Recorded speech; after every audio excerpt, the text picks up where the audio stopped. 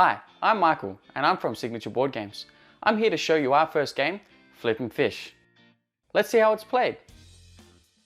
Take 5 cards from the fishing deck and place them face down in the middle of the play area.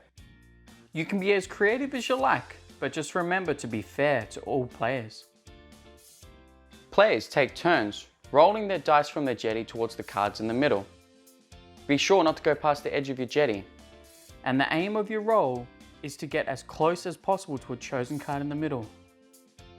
Once the dice stops, it's time to see if a fish was caught. Measure the distance from the dice to the closest card. If the dice lands further than the yellow distance from that card, then it's too far. If it's within distance, flip up the closest card if it is face down, and check the catch rate on the top left hand side of the card. If you've rolled that number or higher, you have caught the fish. To increase the chances of catching a fish, you can use already caught fish and add their bait rating to the dice roll. Be sure to declare which fish you are using as bait before you roll, and not after.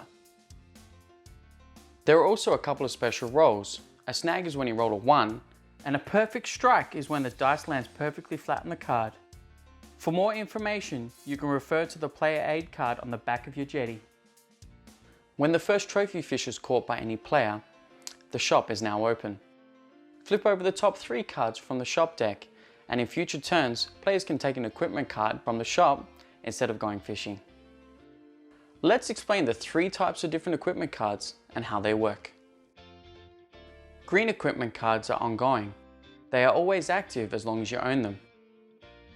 Red equipment cards are discarded once used, and blue equipment cards, they're flipped over. As you collect equipment cards, you can use them freely in future turns. If you don't like the 3 cards on display in the shop, you can take a lucky dip by taking the top card from the shop deck, or you can pay a bait fish and reset the shop completely.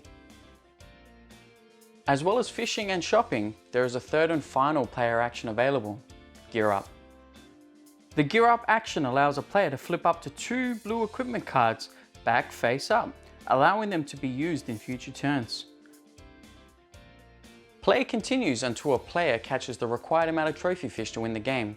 In a 2-player game, you have to catch 3 trophy fish, and in a 3 or 4-player game, you have to catch 2 trophy fish.